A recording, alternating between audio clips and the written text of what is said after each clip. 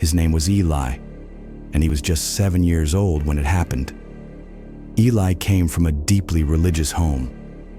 Easter Sunday wasn't just a celebration. It was a cornerstone of his family's identity. At St. Agnes Church, everything about the day felt sacred. The long sermons, the swelling hymns, the smell of old Bibles and Easter lilies. It was all normal to him, familiar. That Easter morning, the sanctuary had been packed. Some people stood along the back wall when the pews filled. Father Brennan's sermon stretched on for nearly 2 hours. Still, Eli sat patiently, dressed in an uncomfortable sweater vest, coloring quietly in the church bulletin while his parents nodded along to every word. After Mass, they led him downstairs to the Sunday school rooms. Just like they always did, St. Agnes had a split-level layout. The main sanctuary was upstairs, but beneath that was a long hallway lined with classrooms. The learning level, they called it. The walls were carpeted halfway up and always smelled faintly of crayon wax and pine sol. Eli's class was the second door on the left. At the end of the hallway were the bathrooms, and just beside them, a heavy gray steel door. The emergency exit. It was always locked, always off limits. The teachers reminded the kids constantly, "Don't touch it. Don't go near it. If you walk out, it locks behind you. You'll be stuck outside." That day, the hallway had been decorated for Easter. Pastel streamers hung overhead. Paper lambs and cut-out crosses lined the walls. Even a few crayon drawings of Jesus and children were taped between classroom doors. It felt safe, festive even. Halfway through the lesson, Eli raised his hand and asked to use the bathroom. Miss Darla, his teacher, smiled and nodded. The kids were allowed to go alone. The bathrooms were just a few feet away. The hallway was quiet when he stepped out. Most of the church noise above had faded.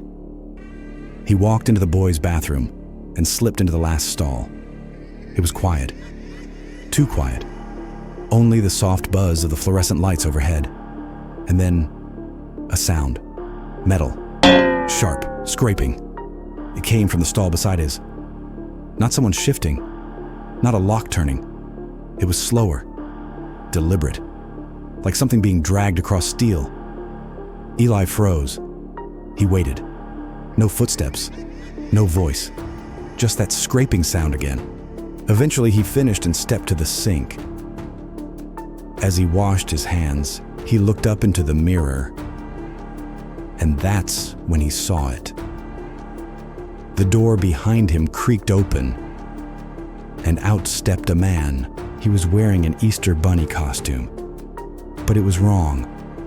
The fur was off-white, matted, almost gray, stained in places. One ear flopped to the side. The headpiece looked like it had been sewn together from different parts. One of the eyes hung lower, like it had been reattached crooked, and the man didn't say a word. He just stood there, staring. Eli, being a child, didn't register danger. He smiled. "Hi." The man didn't move, not for a long moment. Then, slowly, he raised one arm and pointed toward the emergency exit.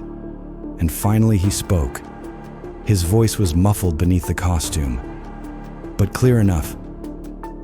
"You're the lucky chosen child. I have a gift for you outside." Eli didn't hesitate.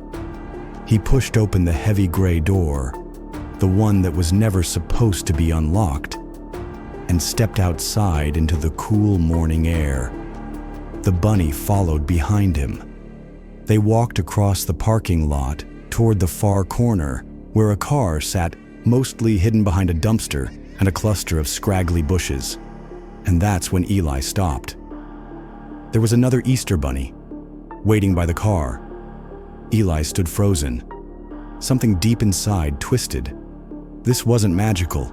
It was off. He turned, and that's when he heard it. A scream. Miss Sabrina once saw one of the teachers had stepped outside, maybe to prep for the egg hunt. She saw them and screamed loud enough to shake the walls. The man in the suit let go of Eli's hand and bolted.